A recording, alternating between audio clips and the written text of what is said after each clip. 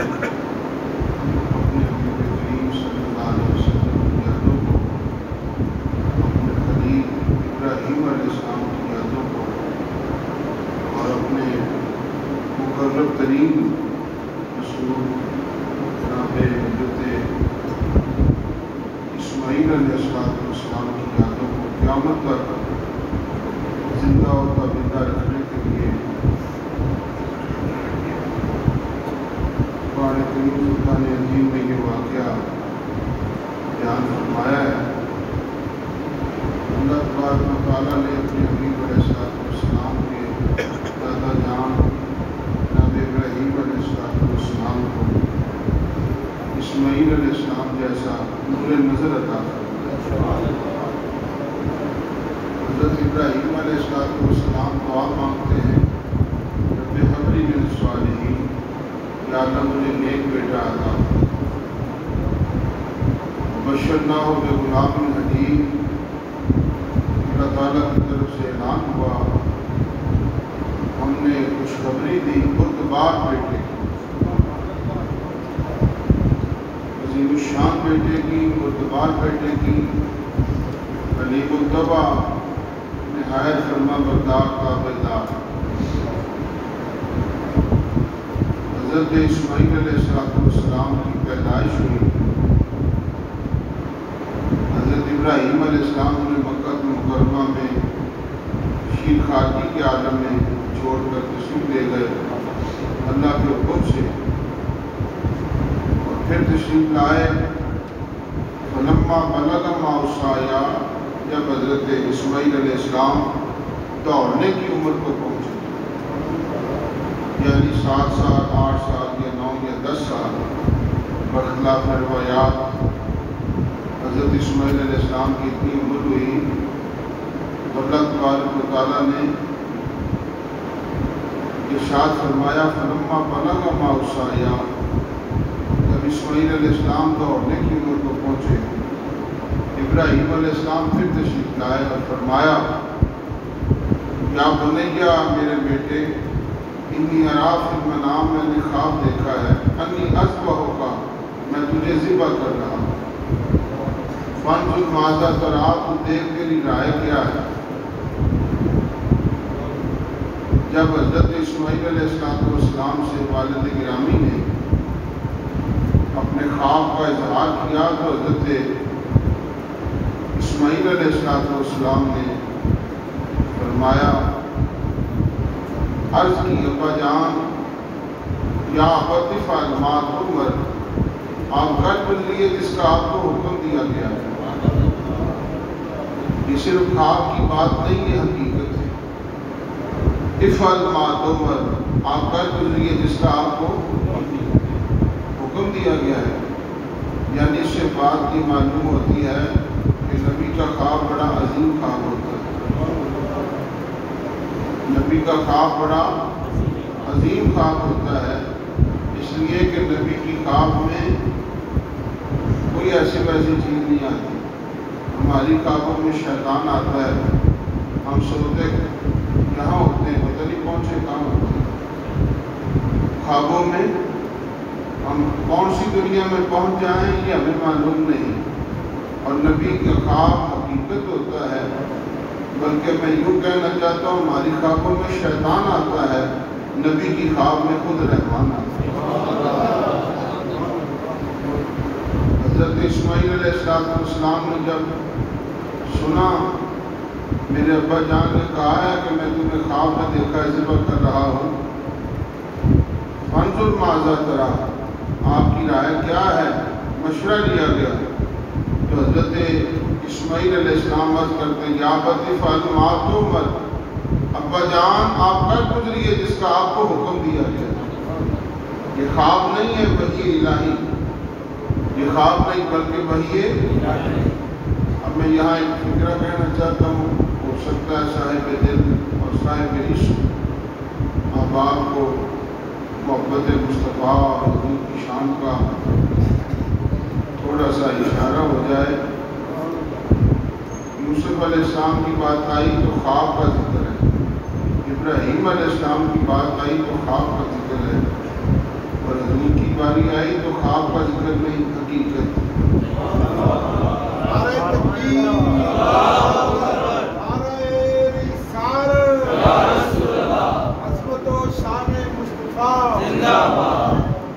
وہاں خواب دیکھے جا رہے ہیں ستارے، سورج اور چاند، اور یہاں خواب دیکھا جا رہا ہے بیٹے کو ذبح، اور محبوب علیہ السلام کی حقیقت ہے سر کی آنکھوں سے جاگتے ہوئے رب کا دیدہ۔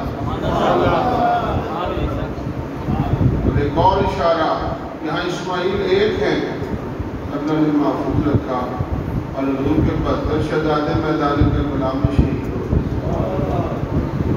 وہ خلیل اللہ کا امتحان کے حبیب اللہ کا امتحان۔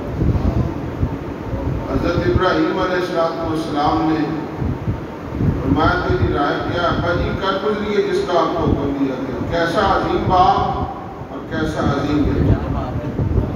حضرت ابراہیم علیہ السلام خلیل اللہ ہے، اسماعیل علیہ السلام ذبیح اللہ ہے۔ عرض کی ابا جان آپ کر گزریے جس کا آپ کو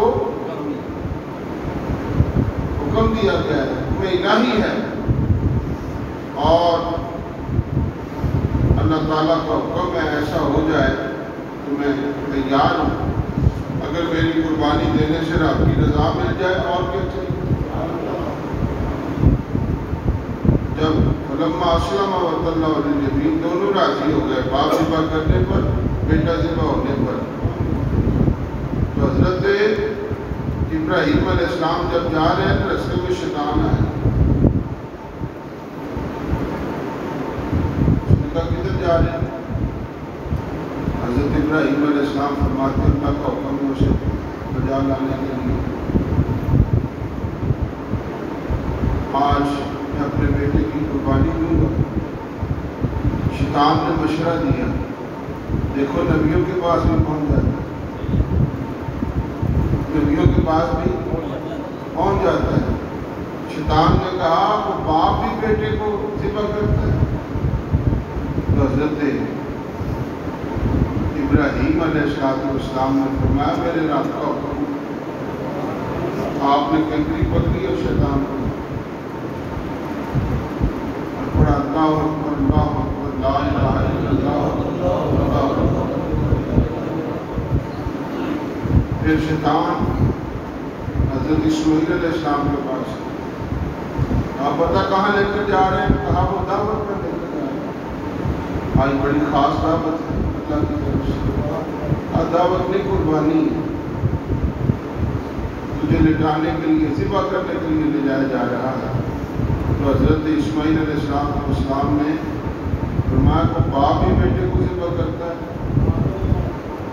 حضرت اسماعیل علیہ السلام کو اس لئے شیطان نے کہا اللہ کا حکم ہے، جب یہ سنا تو اسماعیل علیہ السلام وجد میں آ گئے، فرمایا میرا رب اگر حکم دیتا ہے میرے ذبح ہونے سے راضی ہوتا ہے، میں 1000 مرتبہ اپنی جان کا نذرانہ اللہ کی بارگاہ میں دینے کے لیے۔ آپ نے بھی کریم آئی، اور پھر جب حضرت حاجرہ کے پاس شیطان آیا، کہاں لے جا رہے ہیں؟ کہاں لے جا رہے ہیں؟ وہ تو دعوت پر لے جا رہے ہیں۔ کہا دعوت نہیں، آج اسماعیل علیہ السلام کو قربان کیا جا رہا ہے۔ باپ بھی بیٹے کو ذبح کرتا ہے، ایسا بھی ہو سکتا ہے؟ اللہ کا حکم ہے۔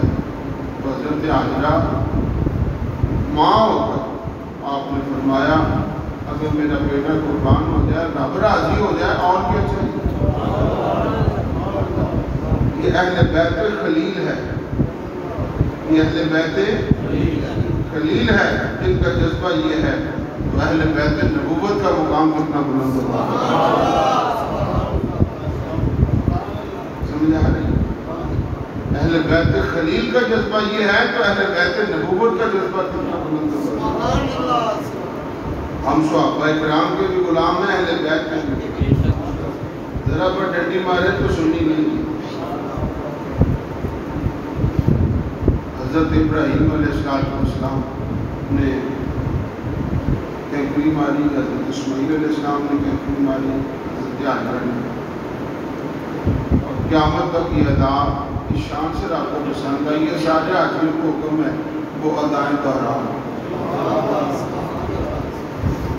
یا اللہ ہمیں شیطان نظر نہیں آتا، فرمایا آئے نہ آئے مجھے اپنے پیاروں کی ادائیں پسند آ رہی، پیاروں کی ادائیں پسند آ رہی۔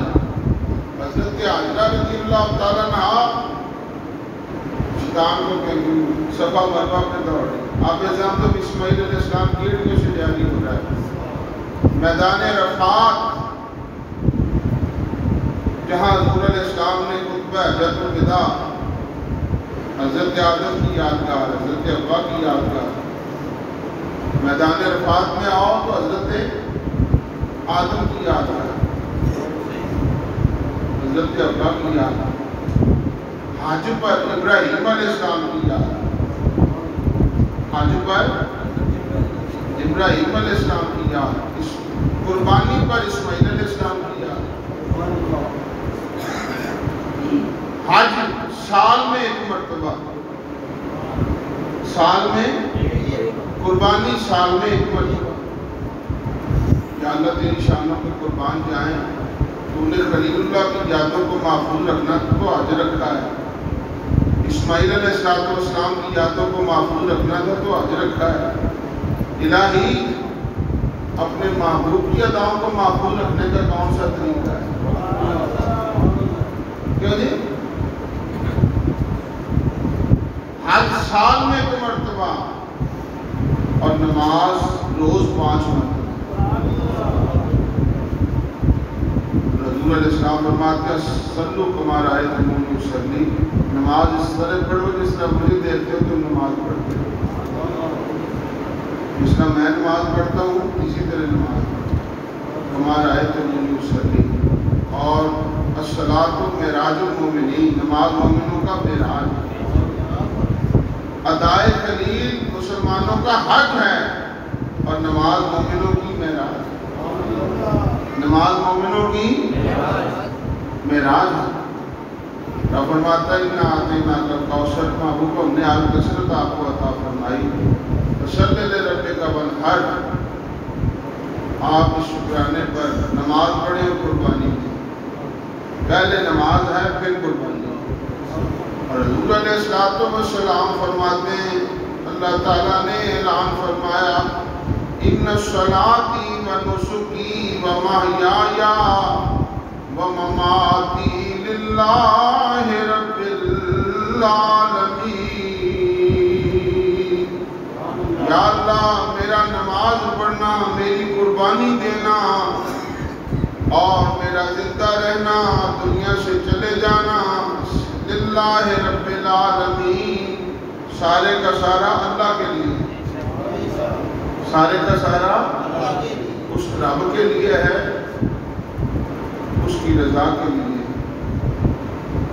رب فرماتا ہے تمہارا گوشت مجھ تک نہیں پہنچتا، قربانی کا گوشت مجھ تک تمہارا جذبہ پہنچتا۔ حضور علیہ السلام فرماتے ہیں جب قربانی کے لیے جانور کو لٹایا جائے تو جانور کے خون کا پہلا قطرہ زمین پہ بعد میں گرتا ہے، گناہ پہلے معاف ہو جاتا ہے۔ فَطِيبُوا بِهَا نَفْسًا، اللہ تعالیٰ پاکیزہ فرماتا ہے۔ اور حضرت اسماعیل علیہ السلام کو اللہ نے بچا لیا، اور حضور فرماتے ہیں ایسا بچایا کہ پوری نسل انسانیت کو بچایا، پوری نسل انسانیت کو بچا لیا، اس شان سے بچایا۔ اور حضرت ابراہیم علیہ السلام کے ہاتھوں اگر اسماعیل ذبح ہو جاتے، نعرہ تکبیر، نعرہ رسالت، نعرہ رسالت،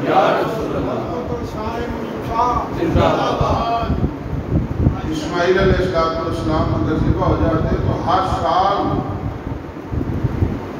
باپ حکم ہوتا اپنی اولاد ذبح۔ اسماعیل کو آپ نے کیا بچایا؟ پوری نسل انسانیت کو بچایا۔ حضور علیہ السلام نے حجۃ الوداع کے موقع پر ارشاد فرمایا، اور اس کے بعد اونٹوں کو نہر فرمایا، 63 اونٹ حضور علیہ السلام نے اپنے دست مبارک سے نہر فرمایا۔ کریم 100 اونٹ لے کر آئے تھے جب حج کے موقع اور حضور علیہ السلام نے 2 قربانیاں فرمائی مدینہ طیبہ میں ہجرت کے بعد۔ ایک قربانی کر کے یا اللہ میری طرف سے، دوسری یا اللہ میری امت کی طرف سے۔ اور لوگ کہتے ہیں جب حضور نے ہماری طرف سے کر لی تو ہم نے ضرور کیا ہے، ان لوگوں کے لیے بڑا مانسوں کے لیے نما فکریہ ہے، وہ حضور نے ان کی طرف سے کی ہے جو غریب ہے، جو غریب ہے، کر نہیں سکتے، حضور نے ان کی طرف سے کی ہے۔ اور تو بھی اگر آپ نے تجھے سعادت بخشی ہے پہلے اپنا واجب ادا کر، پھر آپ توفیق دے تو حضور کی طرف سے۔ کیا جی؟ حضرت علی کی 2 قربانیاں فرماتے ہیں، ایک کر کے یا اللہ میری طرف سے، اور دوسری یا اللہ میری سرکار کی طرف سے، میرے آقا کی طرف سے۔ اور آپ نے توفیق دی ہے تو صحابہ کرام کی طرف سے، اہل بیت کی طرف سے، اپنے مشائخ کی طرف سے، اساتذہ کی طرف سے، غوث اعظم کی طرف سے، داتا صاحب کی طرف سے۔ حضور علیہ السلام فرماتے ہیں اپنے جانور کو خوب محبت سے پالو، وَإِنَّهَا لِلصَّلَاةِ مَتَاعٌ، یہ جانور کل پرصلاۃ پر تمہاری سواریوں کا کام دے۔ 70 گنا بڑا ہو کر جانور سامنے آئے گا، یہ جانور کل قیامت کے دن 70 گنا سے ذبح کیا، گوشت استعمال کیا۔ کسی نبی نے اپنی امت کو گوشت نہیں کھلایا۔ پہلی امتوں میں قربانی ہوتی تھی لیکن جانور کو پہاڑوں پر ذبح کرنے کے بعد رکھاتے تھے، آسمانی بجلی آتی تھی تو اسے اٹھا کر یہ صدقہ و خیرات، اور سے ایسے نمازی ہیں جو سال بھر اس انتظار میں ہوتے ہیں کہ ان پر ان کی خدمت ہو جائے تو وہ بھی خوشیوں میں شامل ہو جائیں۔ جن کو اللہ نے توفیق دی ہے وہ اس میں صدقہ خیرات، زکوٰۃ اور غریبوں کے ساتھ ہمدردی کے جذبہ رکھنے والے، بہت سی بیماریوں سے بچنے کے لیے اس میں سے انشاءاللہ فائدہ پہنچے گا۔ اور بہت سے لوگ نظر رکھتے ہیں اور قبلہ حضرت علامہ علیہ السلام رحمۃ اللہ علیہ کا سلسلہ جاری و ساری ہے، اللہ تعالیٰ ہمیں اس پر عمل کی توفیق اور سعادت۔ حضور علیہ السلام فرماتے ہیں کھاؤ، گوشت کھاؤ، کیوں نہیں؟ 3 حصے تقسیم کرو۔ یہ تو ناپیدی ہو چکا ہے، بڑا مشکل عمل ہو چکا ہے۔ 3 حصوں گوشت تقسیم ہو، اور ایک اپنے لیے، ایک رشتہ داروں کے لیے، غریبوں کے لیے۔ اور پھر نبی پاک صلی اللہ علیہ وسلم گوشت کھلانے کے بعد فرمایا یہ جانور کل پرصلاۃ پر تمہارا انتظار کر رہا ہے۔ ان لوگوں کے لیے لمحہ فکریہ ہے جو کہتے ہیں نبی ولی کام نہیں آتے۔ کیوں جی؟ یہ حضور کی حدیث پاک ہے، احسنوا دعاءکم فإن علی الصلاۃ متاعکم، جانور کو خوب محبت سے پالو، اس لیے کہ یہ جانور کل قیامت کے دن تمہاری سواریوں کا کام دے گی۔ اس رات پر جانور پہچان جائے گا مجھے خریدنے والا آ رہا ہے، مجھے اللہ کی راہ میں قربان کرنے والا آ رہا ہے، تو مجھے بتاؤ جب جانور کل قیامت کے دن فائدہ بخش ثابت ہو سکتے ہیں تو نبی ولی کی غلامی کیوں نہیں فائدہ مند ثابت ہو سکتی ہے کہ نہیں؟ رسول پاک صلی اللہ علیہ وسلم کی امت کے لیے حضور علیہ السلام فرماتے ہیں یہ جانور کل پرصلاۃ پر تمہاری اشعارہا، ازلافہا و قرونہا، کھروں سمیت آئے گا، ناخنوں سمیت آئے گا، سینگوں سمیت آئے گا۔ سچے نبی کا سچا فرمان، قرونہا و اشعارہا، بالوں سمیت آئے گا، بالوں۔ لوگ کہتے ہیں خونی عید ہے، اس میں پیسے وغیرہ تقسیم کر دینے چاہیے، جانور قربان نہیں کرنے سے، انہیں رحم آتا ہے تو بڑی عزت ہے. میں ان لوگوں کو سمجھانا چاہتا ہوں بے وہ سب سے بڑے کائنات میں اگر کوئی رحمت ہے تو سرکار دو عالم حضور سے بڑی بھی کوئی رحمت ہو سکتی ہے. حضور فرماتے ہیں جانور کو اللہ کی راہ میں قربان کرو. اور آج لوگ کہتے ہیں کہ پوری عید ہے اس میں جانور قربان نہیں کرنا چاہیے، پیسے وغیرہ دے دینے چاہیے، نوٹ دے دینے چاہیے. تو کل محشر میں اس رات پر نوٹوں پر بیٹھ کر جنت میں کیسے جاؤ؟ یہ قربان کرو جانور تاکہ تمہاری سواریوں کا اہتمام ہو. یہ ایسی شان قربانی ہے. اور پھر بکرے پر رحم کرتے ہیں، رشتہ داروں پر رحم کرتے ہیں، ہمساؤں پر رحم کرتے ہیں. کیوں جی؟ عزیز و اقربا پر رحم کرو، حقوق العباد میں رحم کرو. اللہ اور اس کے رسول صلی اللہ علیہ وسلم کی فرما برداری میں فائدہ ہے، حکم دوری میں فائدہ ہے. یہ قربانی بڑی شریعت مظاہرہ کا عظیم شان نشان ہے. اس میں ان لوگوں کے لیے بھی حصہ رکھنا چاہیے جو سال پر گوشت نہیں کرتے، غریبوں کا احساس کرنا چاہیے. اور کھال کسی سیاسی پارٹی کو نہیں دینی، کسی سیاسی پارٹی کو کھال، ورنہ کل قیامت کے دن بکرا ضرور آئے گا لیکن کھال اوپر نہیں ہوگی. کیوں جی؟ کسی بات مذہب کو کھال نہیں دینی چاہیے. بکرا چھترا ضرور آئے گا لیکن اوپر کھال ہے. اگر چاہتے ہو سواری بن جائے تو کھال کے امتحان میں کوئی ناکام نہ رہے. کھالوں سے انہوں نے کیا گیا ہے 70 سال. نام کشمیر کا 1 انچ فتح نہیں. جتنے اخباروں پر اشتہار آتے ہیں یا دیگر جگہوں پر اشتہار آتے ہیں، پورا بھارت فتح ہو جانا چاہیے. کیوں جی؟ 70-75 سالوں میں پورا بھارت فتح ہو جانا چاہیے اور 1 انچ فتح نہیں. تو اس لیے کسی سیاسی پارٹی کو کھالنا دو. سنیوں کے مدارس میں جہاں حضور کے غلام، حفاظ کرام، نعت خوان حضرات، علماء کرام تیار ہوتے ہیں، اس میں کھال پیش کرو. اور یہ مت سمجھے قرآن تمہاری کھال کا محتاج ہے. یہ مت سمجھے مدارس تمہاری کھالوں کے محتاج ہیں. مدارس سنیوں کے مدرسے کھالوں سے نہیں چل رہے، نگاہ مصطفیٰ سے چل رہے. احسان مدارس پر نہیں، یہ تو قبول کرنے والے پر.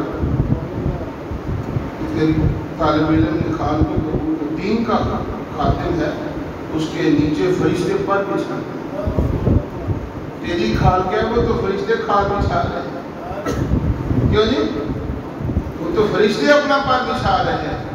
یہ اللہ کا شکر ادا کر کہ اللہ نے تجھے مدارس کی خدمت کی. تو محلے میں دیکھو غریب کوئی بیوہ ہو اسے کھال کے پیسے دو، کوئی یتیم ہو اسے پہنچاؤ، کوئی مسکین ہے اسے پہنچاؤ، تاکہ تیری قربانی کا حق ادا ہو. اللہ تعالیٰ ہم سب کو سمجھنے کی توفیق عطا فرمائے. اعلان کیا تھا 10-12 منٹ اوپر اس لیے کیے ہیں تاکہ لوگ شامل ہو سکتے ہیں. نماز عید پورے لاہور میں مشہور ہے کہ اس جامع مسجد میں نماز عید ذرا تاخیر سے، جمعہ اور نماز عید اپنے وقت پر ہوتی ہے لیکن لوگوں کے ذہن میں تاخیر، وگرنہ تو اتنی جلدی ہے گوشت کھانے کی. 5:30 بجے نماز عید. ایسی جگہ بھی ہے لاہور میں، ادھر سورج طلوع ادھر عید، ایمرجنسی. اور یہاں تسلی بخش عید.